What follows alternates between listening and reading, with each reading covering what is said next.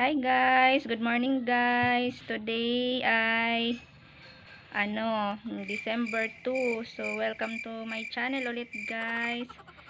Sa araw na to ay i-share ko na naman sa inyo guys ang aking mga dagdag paninda na pampalaki ng kita. So ayan guys, i-share ko sa inyo dahil nakabili na ako sa wakas ng second hand na freezer.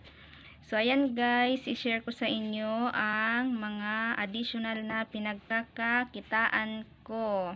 Yeah, keep on watching guys. So, ito guys, share ko lang sa inyo guys na nagtitinda na ako ng mga manok.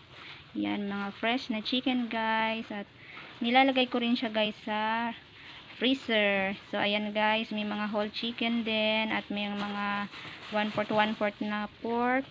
Tsaka yan, yung mga choice cut na chicken, mga ganyan.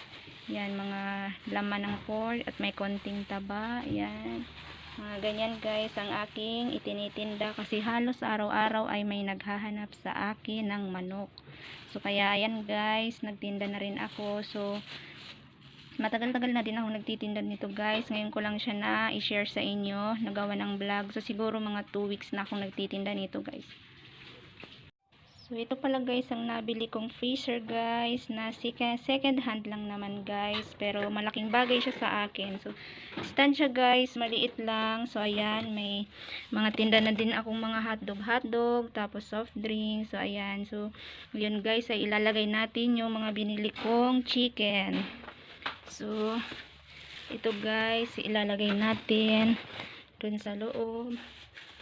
Yan. Siyempre sa loob ilalagay. Yan. So kung may freezer kayo guys dyan sa mga bagong nagtitinda, magdagdag kayo ng chicken guys tsaka pork, kahit papano malaking bagay siya talaga guys. So ayan, may mga tagwa 1/4 na pork, may tag 1/2 ganun, or kung pwede rin kahit tagwa konti lang, ganyan. So ayan guys, na-share ko lang sa inyo ang aking additional na pinagkakakitaan. So thank you palagi guys sa suporta. Thank you for watching. Ingat palagi. Keep safe. Bye bye.